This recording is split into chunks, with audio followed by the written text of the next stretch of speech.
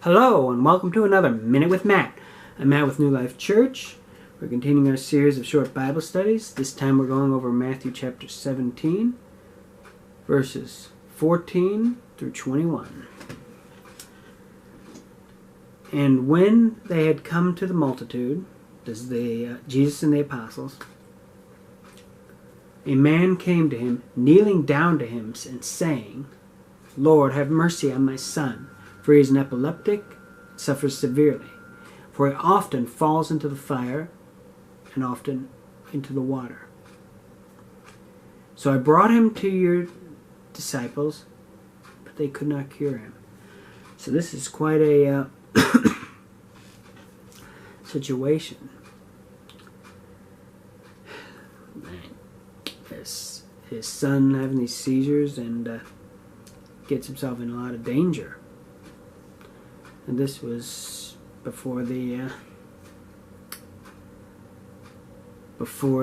modern medicine that helps a little more, maybe a lot more, but his father, imagine having to go through this. And then he goes to the apostles, and they can't do anything. They try, and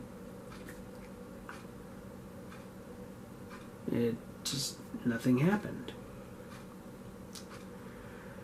Verse 17, Then Jesus answered and said, O faithless and perverse generation, how long shall I be with you? Just question, his crucifixion was coming soon, then he would stop being with us in the physical sense. He knows that he doesn't have much longer to be walking the earth. How long shall I bear with you? Bring him here to me. And Jesus rebuked the demon. So there was more to this than what it first said. There was a demon causing it. He rebuked the demon, and it came out of him. And the child was cured from that very hour, which means from that moment, really. So, the apostles couldn't do anything. Jesus comes, takes care of it.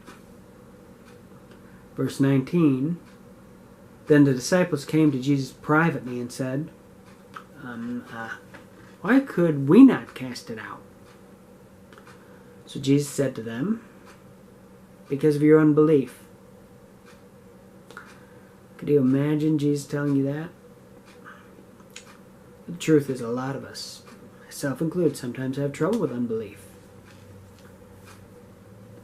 It's something that comes to us naturally, but that's not an excuse for it. That just means we need to work on it.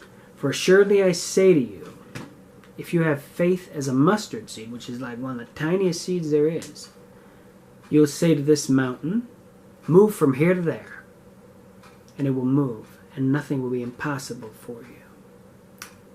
Though I will add the disclaimer that it's within God's will. God, for example, doesn't really want us to just randomly start changing the landscape. Move mountains everywhere, it would really throw off a lot of navigation and maps and all that.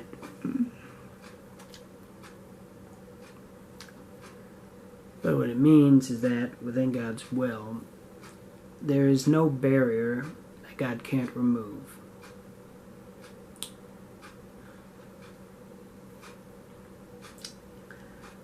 But he's going to say one other thing about this kind of demon in verse 21. However, this kind does not go out except by prayer and fasting. So here's the question.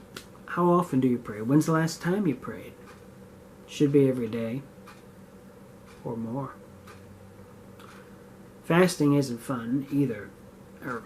Fasting isn't fun. Sometimes prayer can be a chore, but it turns into something wonderful. But it can seem like it if you're just, okay, gotta do my praying. We need to keep the communication lines open with God.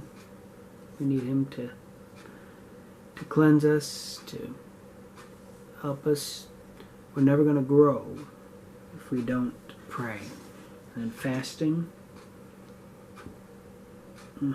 fasting is really putting your body into submission. That's going without food.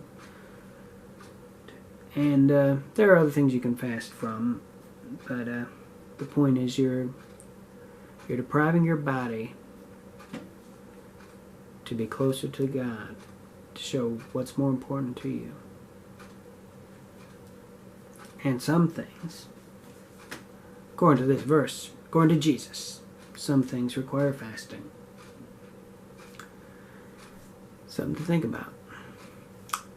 Hope this has been a blessing to you. Till next time, go with God.